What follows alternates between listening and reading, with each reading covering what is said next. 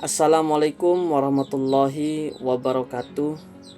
Perkenalkan, nama saya Fatur Rahman dengan NIM 501362672.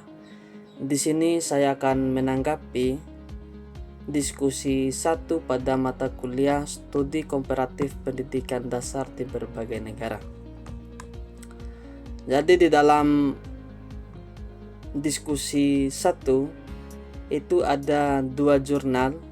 Jurnal pertama membahas terkait dengan membangun kualitas pendidikan di Indonesia dalam mewujudkan program Sustainable Development Goals, dan jurnal kedua terkait dengan analisis dampak pembangunan infrastruktur pendidikan terhadap peningkatan akses dan kualitas pendidikan anak-anak di wilayah pedesaan, sebuah kajian kemanusiaan di negara berkembang. Jadi di sini ada 3 pertanyaan yang ingin saya jawab sesuai dengan arahan dari soal diskusi 1. Jadi soal yang pertama, menurut Anda, apakah masalah pendidikan dan hasil penelitian dalam artikel tersebut juga terjadi di daerah atau lingkungan sekolah Anda? Jika ya, adakah persamaan dan perbedaan? Jika tidak Anda rasakan, jelaskan alasannya. Saat menjawab dan berdiskusi, sebutkan nama sekolah dan daerah tempat Anda bekerja. Jadi di sini ada beberapa kesamaan dan perbedaan terkait dengan masalah pendidikan, tepatnya di daerah saya. Jadi masalah pendidikan di daerah saya, masalah yang diangkat dalam artikel pertama tentang pembangunan kualitas pendidikan untuk mendukung program Sustainable Development, dan artikel kedua tentang pembangunan infrastruktur pendidikan di pedesaan juga terjadi di lingkungan sekolah saya. Jadi saya sekarang bekerja di SDN 18 Dodu, Kota Bima, Nusa Tenggara Barat. Persamaan yang terjadi adalah keterbatasan sarana prasarana dan distribusi guru yang belum merata. Namun perbedaannya adalah di daerah saya, tepatnya di Bima, akses sekolah relatif lebih mudah karena lokasinya dekat dengan jalan utama, sehingga hambatan geografis tidak seberat wilayah pedesaan terpencil sebagaimana yang dijelaskan pada artikel.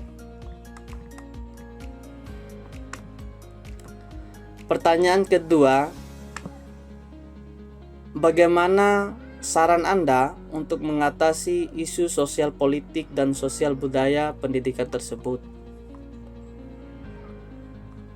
Saran untuk mengatasi isu sosial politik dan sosial budaya pendidikan. Untuk mengatasi isu sosial politik, perlu adanya kebijakan afirmatif dari pemerintah daerah berupa alokasi anggaran yang lebih besar untuk pendidikan di daerah terpencil, termasuk insentif bagi guru yang tersedia di tempat wilayah tersebut.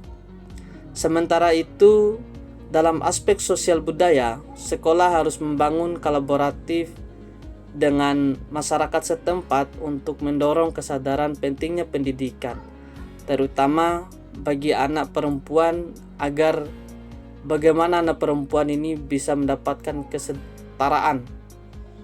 kesetaraan gender yang dapat terwujud.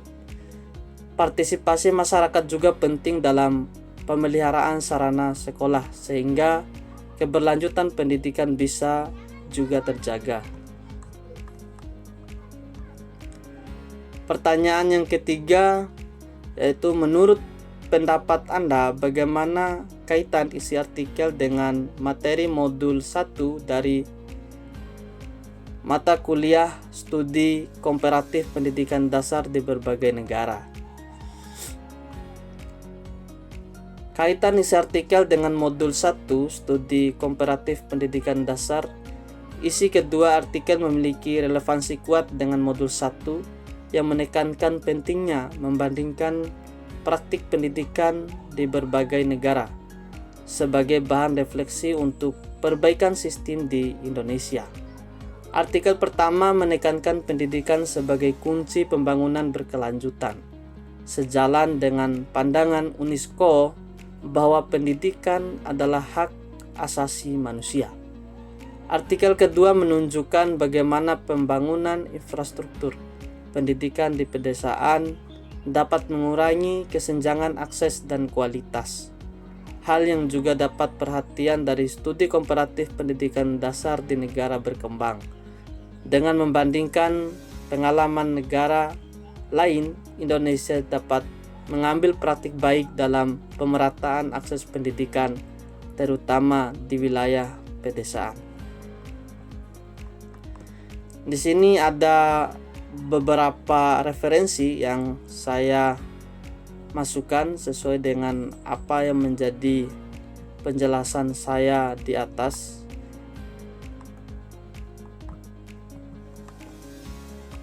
Jadi sekian pembahasan saya, lebih dan kurangnya saya mohon maaf.